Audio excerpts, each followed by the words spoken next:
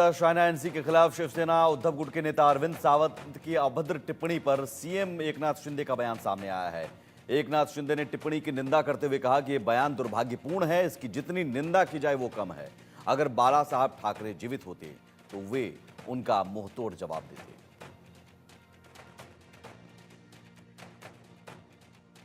बहुत ही दुर्भाग्यपूर्ण बात है एक बहन के बारे में ऐसी बातें करना, ये बहुत ही निंदाजनक है। इसकी कितनी निंदा करें उतनी कम है।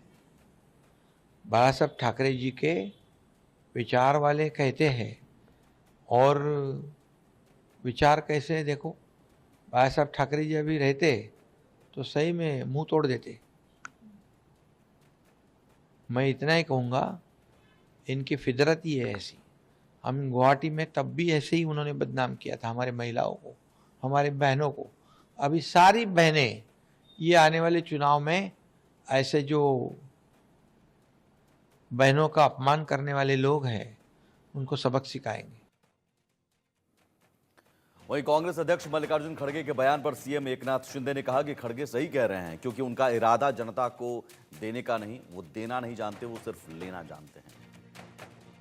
मल्लिकार्जुन खड़गे ने जो बयान दिया था, जिस पर बवाल मचा हुआ है, मल्लिकार्जुन खड़गे ने कहा था कि हमें गारंटी देने से पहले 15-20 गारंटी दे देते हैं, लेकिन उससे पहले सोचना होगा, सोच समझकर हमें घोषणा करनी चाहिए, वादे करनी चाहिए, और बजट के आधार पर ये लोक लुभावने वादे करने चाहिए, नहीं तो बदनामी होती है। जिस पर पीएम मोदी ने भी पलटवार किया पोस्ट के जरिए और कहा कि कांग्रेस को समझ में अब आ रहा है। और अब महाराष्ट्र के सीएम एकनाथ शिंदे ने भी बयान दिया है।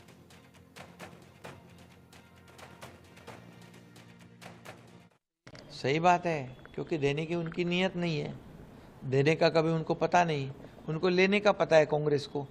और उनको ये मालूम है, एक बार राजीव गांधी जी ने कहा था केंद्र 1 रुपया देता है तो जो एंड यूज़र है जो उसको 15 पैसे मिलते हैं। मतलब करप्शन कितना, 85%। हमारे मोदी जी 1 रुपया भेजते तो पूरा 1 रुपया बंदा हमारे डीबीटी में जाता है। तो उन्होंने देना सीखा नहीं है। और दूसरी बात, हमने पूरा आरबीआई, केंद्र सरकार सबकी गाइडलाइन फॉलो की है। हमने जीडीपी के 25% लोन उठा सकते हैं, हमारा लोन 17.5 है। हम एफआरबीएम के 3% से अंदर है।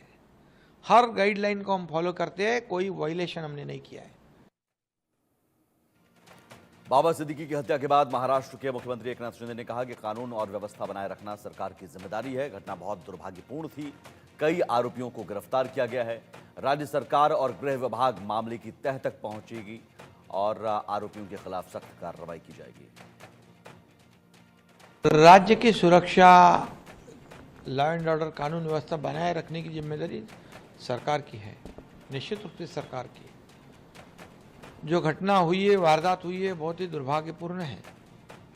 लेकिन जिन्होंने ये घटना की है, जो गुनाहगार है, उनको कई लोगों को हिरासत में लिया है और इस घटना के रूट तक सरकार जाएगी, गृह विभाग जाएगा, और जो भी है इसमें उसको बख्शा नहीं जाएगा। वहीं राज ठाकरे को लेकर महाराष्ट्र के मुख्यमंत्री एकनाथ शिंदे ने कहा कि वे लोकसभा में हमारे साथ थे, मेरी उनसे बात हुई थी। उन्होंने कहा कि शिवसेना बीजेपी एनसीपी का गठबंधन होने दीजिए, बाद में बात करते हैं, लेकिन उन्होंने सीधे उम्मीदवार खड़े कर दिए। हमारा वहां 2-3 बार से विधायक है। लोकसभा में हमारे साथ थे, मेरी उनकी बातचीत भी हुई थी कि क्या आपका क्या रणनीति है। तो कहे शिवसेना बीजेपी एनसीपी का होने दो, उसके बाद हम बात करते हैं। लेकिन उन्होंने तो डायरेक्ट कैंडिडेट खड़े कर दिए। अभी हमारा भी वहाँ पर जो 2-3 बार से विधायक है, हमारा पुराना कार्यकर्ता है, वो विधायक है वहाँ पर, उससे भी मैंने बातचीत की।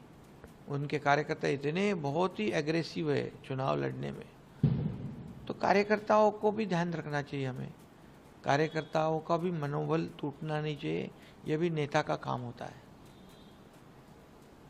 और निश्चित रूप से आज की तारीख में हमारा शिवसेना, भारतीय जनता पार्टी और एनसीपी, अजित पवार, इनका गठबंधन है, हम उसी गठबंधन के तहत हम चुनाव लड़ रहे। हमारे साथ हमारे आरपीआई के आठवले जी है, जन सुराज है और हम चुनाव लड़ रहे हैं। सीएम एकनाथ शिंदे ने नवाब मलिक की उम्मीदवारी पर भी बयान दिया और कहा कि जो स्टैंड हमारा पहले था आज भी वही है। नवाब मलिक के खिलाफ हमने कैंडिडेट भी उतार दिया है, अब अजित पवार के जवाब का वेट कर रहे हैं। भूमिका पहले से वही थी, वही है। हमारा तो कैंडिडेट भी खड़ा है उधर। तो आप लोगों की क्लियर है स्टैंड? क्लियर पहले जो था वो आज भी है, क्योंकि हम बाला साहब ठाकरे जी के विचारधारा वाले हैं, आनंद दिघे जी के विचारधारा वाले हम हमारा स्टैंड नहीं बदलते। तो आपको लगता है अजीत पवार इसमें पीछे स्टेप ले लेंगे, क्योंकि उन्होंने खुद कहा है आज कि 4 तारीख को पिक्चर जो है वो क्लियर। ठीक है ना, 4 तारीख को देखते हैं। अजीत पवार हमारे साथी है, सहयोगी है, हम सहयोग से काम करते हैं एक दूसरे की मदद से। वहीं विपक्ष के आरोपों पर महाराष्ट्र के मुख्यमंत्री एकनाथ शिंदे ने कहा कि जब फैसला उनके पक्ष में आया तो कहते हैं कि ईवीएम ठीक है, और जब वो हारते हैं तब कहते हैं ईवीएम खराब है। विपक्ष ने हमेशा जब फैसला उनके बाजू से आया तो चुनाव आयोग अच्छा, फैसला उनके बाजू से आया तो कोर्ट अच्छा, फैसला उनके खिलाफ गया, फैसला उनके बाजू से आया तो ईवीएम मशीन सही बात। जब वो जीतते हैं तो बोले ईवीएम मशीन बराबर है, जब हारते बोले ईवीएम मशीन खराब है, चुनाव आयोग खराब है। न्यायालय के ऊपर भी आरोप लगाते हैं, उनको भी मार्गदर्शन करते हैं, और अभी तो पोर्टल लिस्ट पे भी उन्होंने कुछ तो आक्षेप लिया है। जब उनको उनके बाजू से आता है फैसला तो वो यंत्रणा अच्छी, जब उनके खिलाफ जाता है तो यंत्रणा झूठी। ये आरोप लगाने की बात है। जब उनको हार दिखती है, उनको पता चलता है हारने वाले हैं, तो बहाना तो चाहिए, वो बहाना पहले से बनाते हैं। एकनाथ शिंदे ने कहा कि मुझे इस बात की खुशी है कि हमने 2 साल में जो काम किया है उसकी सराहना खुद प्रधानमंत्री मोदी ने की। केंद्र और राज्य सरकार एक ही विचारधारा वाली सरकार है और इससे हमें बहुत फायदा हुआ है। मुझे इस बात की खुशी है कि 2 साल में जो हमने हार्ड वर्किंग की है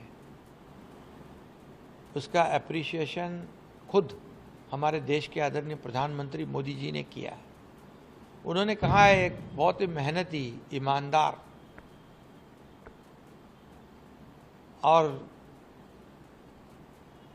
जवान देके जवान को, कमिटमेंट को मानने वाला एक कार्यकर्ता। मुख्यमंत्री एकनाथ शिंदे ने कहा कि जब राज्य में महाविकास अघाड़ी की सरकार थी उनसे भी मैं था, लेकिन वो सरकार बाला साहब ठाकरे के विचारों के खिलाफ थी। मैंने उद्धव ठाकरे को बहुत समझाया, लेकिन उन्होंने मुख्यमंत्री बनने के लिए कांग्रेस के साथ गठबंधन कर लिया। जब राज्य में महाविकास आघाड़ी एमवीए की सरकार थी उसमें भी मैं था, लेकिन जो सरकार बनी थी वो बाला साहब ठाकरे जी के विचारधारा के विरुद्ध बनी थी। शिवसेना भाजपा का गठबंधन था, गठबंधन की सरकार होनी चाहिए थी। हमने हमारे मुखिया को बहुत काफ़ी समझाया, लेकिन उन्होंने मुख्यमंत्री सीएमशिप पाने के लिए कांग्रेसियों के साथ गठबंधन कर दिया, गठजोड़ कर दी, जो बाला साहब ठाकरे जी हमेशा नहीं चाहते थे। वो कहते थे कांग्रेस को दूर रखो, कांग्रेस अगर मेरी पार्टी की नहीं होने दूंगा वरना मैं मेरी दुकान बंद करूंगा। लेकिन निजी स्वार्थ जागरूक होने के बाद मोह माया के जाल में फंस गए और सरकार उन्हीं के साथ बना दी।